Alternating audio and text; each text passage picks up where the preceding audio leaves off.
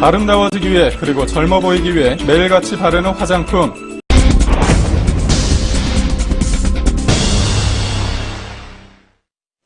얼마 전 일용식품과 생활용품에서 유해 물질이 발견되어 큰 충격을 준 바가 있습니다. 이번엔 화장품입니다. 세제와 비누, 농약에 이르기까지 생활용품 전반에 첨가제로 쓰이는 계면 활성제가 인체에 치명적 독성을 일으킨다는 연구 결과가 나왔습니다. 이 세탁기 세제, 표백제, 방향제 이런 화학용품 일부 제품에서 발암물질이 나왔습니다. 최근 여성들의 유방암 증가 추세가 바로 이 파라벤 때문일 수 있다는 연구 결과가 나와서 유방암 학회가 정부에 역학조사를 제안한 것으로 파라벤이 유방암을 유발할 수 있다면서 정부에 역학조사를 제안한 것으로 MBC 취재 결과 확인됐습니다. 자, 오늘 조금 신경 써서 보실 내용입니다.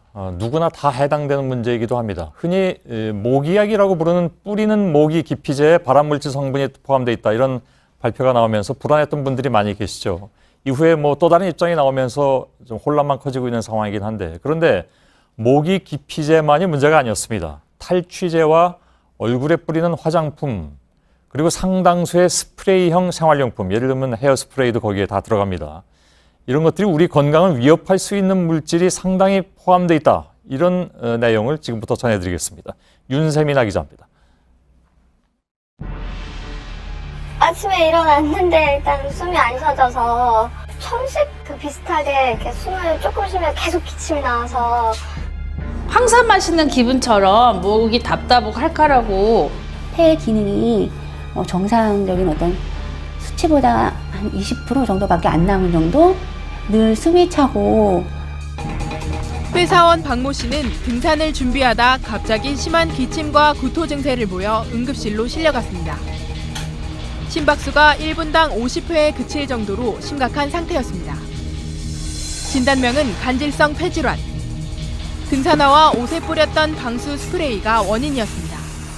폐 부분이 거진다 많이 물이 찼어요. 마루에다가 스프레이를 쫙 뿌려놓고 그다음에 자니까 새벽에 숨이 막혀서. 방수 스프레이에 함유된 코폴리머의 일종인 불소 공중합체 성분이 호흡 독성을 일으켰던 것으로 드러났습니다. 옷이나 텐트에서 방수 기능을 하는 성분이 호흡기로 들어갈 경우 폐 내부를 얇게 코팅해 폐질환을 유발할 수 있습니다. 코폴리머라고 해서 아주 미세한 입자이기 때문에 이렇게 스프레이 뿌리게 되면 호흡기로 그대로 들어가는 겁니다. 그래서 폐포까지 아무런 저항 없이 쑥 들어가고요. 2007년 코폴리머가 들어간 일부 방수 스프레이 제품이 독일과 미국, 일본에서 집단 발병을 일으키며 해당 제품 판매가 금지됐습니다. 방수 스프레이만의 문제가 아닙니다. 환경부가 지난해 살균제와 탈취제 등 생활용품의 유해성을 조사해봤더니 발암물질인 휘발성 유기 화합물이 함유된 것으로 나타났습니다. 문제는 함유량인데요. 미국은 물론 중국의 허용 기준보다도 높았습니다. 휘발성 유기 화합물의 경우 호흡기로 흡입하면 신경계 장애를 일으킬 수 있는데 국내에선 이에 대한 기준조차 없는 상태입니다. 얼굴에 직접 뿌리는 화장품도 예외는 아닙니다. 미국 식품의약국 FDA는 뿌리는 자외선 차단제가 천식과 호흡기 질환을 일으킬 수 있다며 어린이 사용 자제를 권고하고 있지만 국내 제품에선 이런 주의사항을 찾아볼 수 없습니다. 취재진은 일상생활에서 자주 쓰이는 6가지 종류의 스프레이 제품들의 유해성을 알아보기 위해 동물 실험을 진행했습니다. 먼저 스프레이 제품에 들어있는 원액을 50%와 10%로 희석해 쥐 기도에 주입했습니다.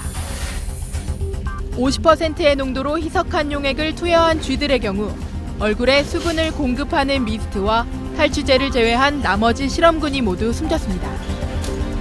호흡기에 30초간 스프레이를 분사한 방식의 실험에선 쥐들이 제대로 걷지도 못할 정도로 움직임이 둔화됐습니다. 활발한 움직임을 보이는 정상 쥐들과 확연히 다릅니다. 방수 스프레이를 30초간 흡입한 쥐들은 사망하기도 했습니다. 발수 코팅제의 경우에는 항균 탈취제 및 헤어스프레이 제품과 같이 안전하게 사용할 수 있는 제품이 아니라고 판단됩니다. 밀폐된 공간에서 사용했을 때에는 빨리 환기를 통해서 추가적인 흡입 노출을 피하셔야 합니다. 전문가들은 생활 화학용품이 호흡기에 미치는 독성 검사를 의무화해야 한다고 강조합니다. 제품의 판매 승인 이 단계에서부터 사실 예방적인 기능이 작동이 돼야 되겠죠. 거기에 화학물질이 들어가서 같이 분무되니까 그대로 그야말로 화학물질을 다 마시게 되는 결과입니다.